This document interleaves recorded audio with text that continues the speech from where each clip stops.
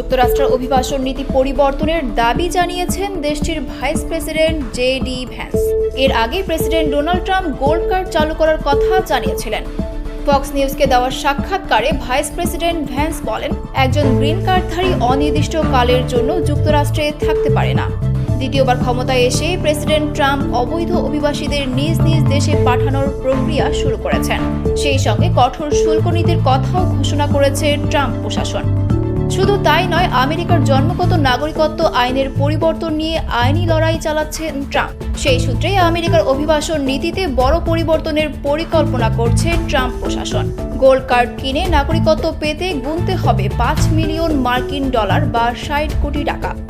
বর্তমানে EB-5 programme এর মাধ্যমে অভিবাসী বিনিয়োগকারীরা আমেরিকায় গ্রিন কার্ড পেয়ে থাকেন। অনেকের মতে নতুন গোল্ড কার্ড চালু হলে বর্তমান EB-5 প্রোগ্রামের উপর প্রভাব পড়তে পারে। ধারণা করা হচ্ছে EB-5 প্রোগ্রাম আর থাকবে না।